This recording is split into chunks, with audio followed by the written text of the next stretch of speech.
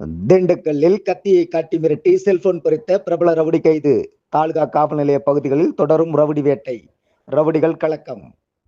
திண்டுக்கல்லைச் சேர்ந்த சூர்யா, கார்த்திக் ஆகிய இருவரும் வத்தலக்குண்டு பைபாஸ் அம்மன் கல்லூரி பிரிவு அருகே நடந்து சென்று கொண்டிருந்த போது அங்கு வந்த பிரபல ரவுடி திண்டுக்கல் வேடபட்டி பகுதியைச் சேர்ந்த கண்ணன் மகன் யுவராஜ்குமார் என்ற யுவராஜ் வயது 29 என்பவர் 2 பேரிடமும் கத்தியை காட்டி மிரட்டி கொலை மிரட்டல் விடுத்து உயிர் பயத்தை ஏற்படுத்தி செல்போன்களை பறித்து சென்றது தொடர்பாக இருவரும் தாலுகா காவல் நிலையத்தில் அளித்த புகாரின் பேரில் சம்பவ இடத்திற்கு விரைந்து சென்ற தாலுகா காவல் நிலைய ஆய்வாளர் பாலமுருகன், சார்பு ஆய்வாளர் பாலசுப்ரமணியன் மற்றும் காவலர்கள் அப்பகுதியில் தீவிர விசாரணை மேற்கொண்டு மேற்படி சம்பவத்தில் ஈடுபட்ட யுவராஜை கைது செய்து வழக்கு பதிவு செய்து நீதிமன்றத்தில் ஆஜர்படுத்தி சிறையில் அடைத்தனர்.